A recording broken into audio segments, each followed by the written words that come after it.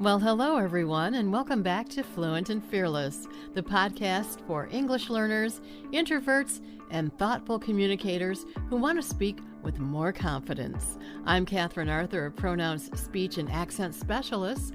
I'm an American English speech and pronunciation instructor, speech-language pathologist, and a radio broadcaster. And I'm so glad you're here. Now let me ask you this question. Have you ever been in a group discussion and thought, I have something to say, but everyone's talking and I don't want to interrupt and be rude? Well, then later, you replay the conversation in your head and you think, oh, I should have said something. Because you had an idea, and maybe it was a good idea, but the conversation moved too fast and everyone kept talking. So you waited for the right moment, and somehow that moment never came. So you missed your chance to show everyone what you were thinking. And for a lot of introverts, for a lot of ESL speakers, this happens constantly. Because you don't want to feel like you're interrupting, and you don't want to sound awkward, and you don't want to talk over someone. And sometimes by the time you're ready to speak, the group is already talking about something completely different. And it's like somehow the conversation just left without you. If this happens to you, you're not alone. Because for many introverts and ESL speakers, group conversations can feel like a strange mix of timing, confidence, and social rules that nobody ever fully explained to you.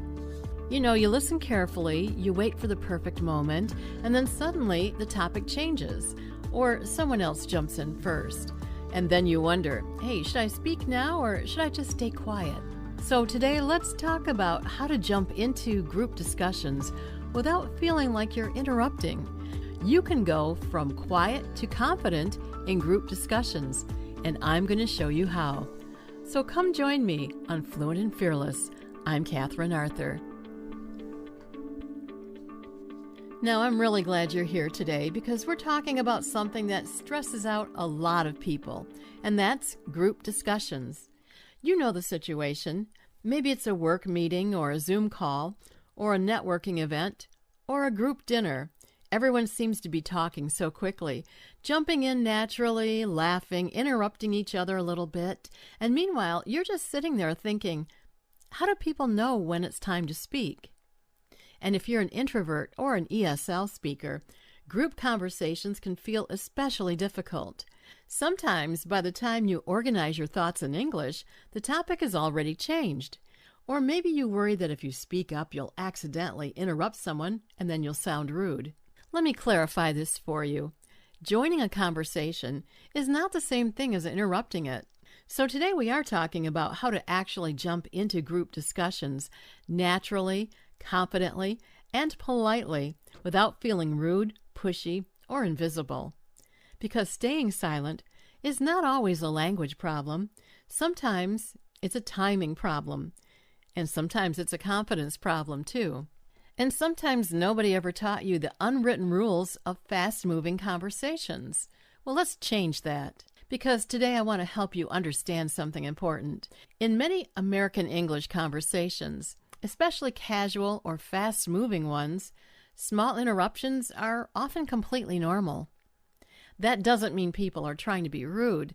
It's more like conversational teamwork. People overlap a little bit. They jump in, they react quickly, and learning how to enter the conversation confidently is actually a communication skill. It's not a personality trait that you were born with. So let's talk about how to do that without feeling awkward. First, let's normalize something. A lot of introverts think that if they interrupt, they're being rude, and many ESL speakers think that if they interrupt at the wrong time, people will judge their English.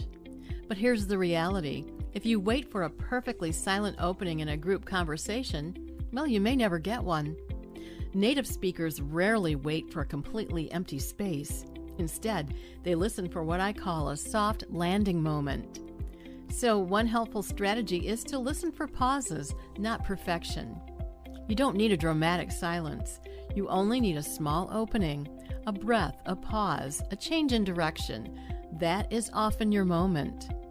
When you're looking for a chance to jump into a group conversation, listen for a tiny pause, a falling tone of voice, one that signals that the speaker is going to pause. It could be a laugh or someone finishing a story, or maybe a moment when the energy naturally shifts. That's your opening. And the good news is, you don't need a dramatic entrance. You don't need to suddenly speak loudly or dominate the room. You just need a simple bridge phrase. For example, "Yeah, I've noticed that too." Or, "That actually happened to me last week." Or you can try, "Can I add something really quick?" Or another one, "Oh, that reminds me." These phrases are very powerful because they sound cooperative instead of competitive. You're not fighting for attention, you're just joining the flow of the conversation. And you're not interrupting, you're not cutting someone off in the middle of their thought, you're joining in. So use these soft entry phrases. These are gentle ways to step into the conversation without sounding abrupt. Here's a few more. "Can I add something there?" Or try, "That reminds me of something." Here's one, "I had a similar experience." You can also try, "Can I jump in for a second?" Or here's another one, "I would like to share one thought." Now these phrases are especially useful for ESL speakers because they give your words a little cushion. They help you enter the conversation with confidence and clarity. Now let's talk specifically about introverts. One thing I notice with introverted clients is that they often rehearse the perfect comment in their head before speaking. But group discussions can move pretty fast. If you wait until your sentence is perfectly organized, that moment may pass. So instead of aiming for perfect, aim for connected. Your comment does not need to be brilliant. It just needs to relate to what's happening. So sometimes a simple sentence is just enough, such as, "I agree," or "That's interesting," or "I had a similar experience." Or you could also say, "I never thought about it that way." These are door openers, and they keep you involved in the conversation and make future speaking turns easier. Think of it like jumping into a moving jump rope. The first step is the hardest, but after that, the rhythm gets easier. Now let's talk about something very specific to ESL speakers. Many English learners are taught conversation rules that sound very formal, such as waiting until the other person completely finishes speaking, or never interrupting, or speak only when invited. And while those rules can be useful in formal situations, real-life American group conversations are often kind of messier than that. People overlap. They finish each other's sentences and they react while someone is talking. But that doesn't mean you should completely cut people off. No, don't do that. But it does mean you're allowed to participate more actively than you might think. One strategy that works really well is what I call the small entry. Instead of jumping in with a long explanation, start with one short sentence. For example, "Same here," or "Oh wow, really?" Or you could say, "That happened to me too." Then once people naturally turn toward you, you can continue. This reduces pressure because you're not trying to deliver a full speech immediately. You're simply entering the conversation first. Now let me give you a real-life example. Imagine 4 coworkers are discussing travel plans during lunch. Everyone's talking quickly, and you want to mention your recent trip, but you keep missing the timing.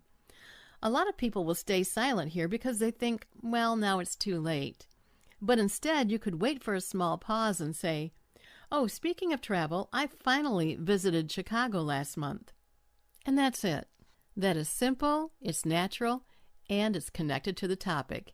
And you don't need permission to contribute. And honestly, most people are not analyzing your timing nearly as much as you think they are. That's because they're usually focused on the conversation itself. Honestly, they're usually focused on themselves and what they want to say. Now here's another important tip. Your energy matters more than your perfect grammar. If you sound engaged, warm, and interested, people will respond positively, even if your sentence isn't perfect. Communication is not a grammar contest, it's connection. And introverts actually have a hidden advantage in group discussions.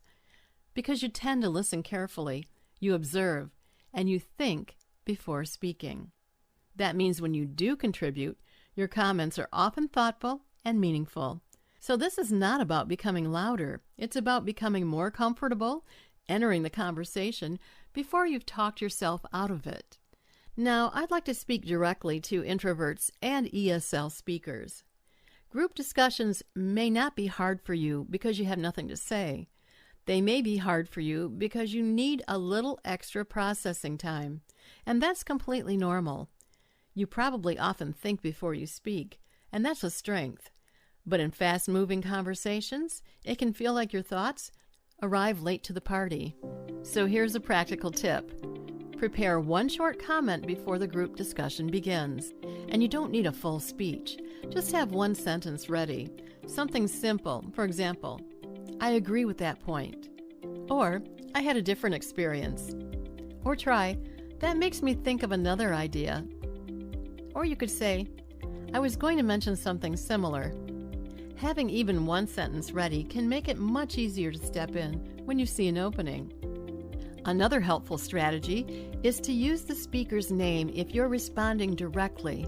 That can make your entry feel smoother and more natural. For example, Maria, I like what you said. Or, James, that reminds me of something. Or you could try, hey Angela, I had a related thought. Do you see how that helps connect your comment to the conversation? Instead of feeling like you are barging in from the outside, you become a part of things. And here's something important. Like I mentioned earlier, sometimes group discussions are messy and people can overlap with each other. They can talk at the same time. In real life, conversation is not perfectly organized. There are moments when two people speak at once. They laugh, they pause, and then they try again. That is normal human communication.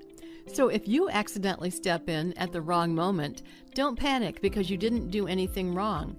Just say, sorry, go ahead. Or, let me say that again after you finish. That is confident, polite, and very natural. So before we finish, I want to leave you with one small challenge for this week. In your next group conversation, don't aim to speak perfectly. Don't aim to speak the most either. Just aim to enter a discussion one time earlier than you normally would. Use a bridge phrase that we've talked about today, or make a small reaction comment, or one connected comment, and that's it. Confidence in group conversations is built through repetition, not personality transformation. You don't need to change yourself. You don't need to become an extrovert to become a confident communicator. So if you're an ESL speaker too, remember this, that your ideas matter, even if your English is not flawless. Group discussions are not auditions for perfect grammar. They're conversations. Your voice belongs there. And if you're an introvert, keep this in mind. Being quiet does not mean that you're less valuable.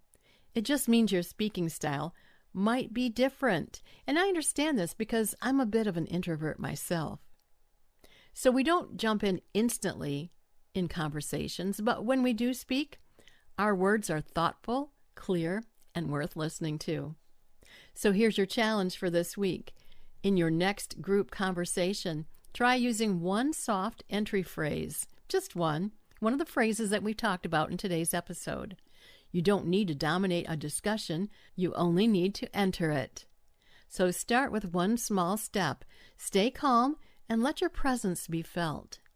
Because fluent communication is not about speaking first, it's about speaking with confidence when your moment comes. And that is how you become fluent and fearless. And with that, I'm Katherine Arthur, and thank you so much for joining me today on Fluent and Fearless. If this episode resonated with you, share it with a friend, a coworker, or an English learner who sometimes feels invisible in group conversations. And remember, you can go from quiet to confident in group discussions and never miss your moment to speak. Because the goal in any conversation is not to sound perfect. The goal is to participate and to let the true you shine through. Now, before we wrap up today, I want to leave you with one last encouragement. If English is your second language, I want you to know this, that what you're doing is a big deal. You're building a career, you're sharing ideas, you're navigating meetings, and creating real relationships in a language that's not your first. And that takes courage, effort, and real skill. But even very smart, capable professionals sometimes feel like their spoken English does not fully show how knowledgeable or confident that they really are. Maybe this happens to you. Maybe people ask you to repeat yourself once in a while. Maybe meetings move so fast that it feels hard to jump in. Or maybe you simply want your voice to sound as confident as you know that you are. That's exactly why I created my free guide called Speak with Confidence. It's filled with practical, encouraging tips to help ESL professionals sound more natural, more clear, and more confident in American English. If you would like a free copy, and who wouldn't, you can find it at the Pronouns Speech and Accent Specialist website at pronouncespeech.com. pronouncespeech.com. You can just click the blue button near the top of the page, and the guide will be on its way to you. That's pronouncespeech.com, pronouncespeech.com for the free guide, Speak with Confidence. Get yours today.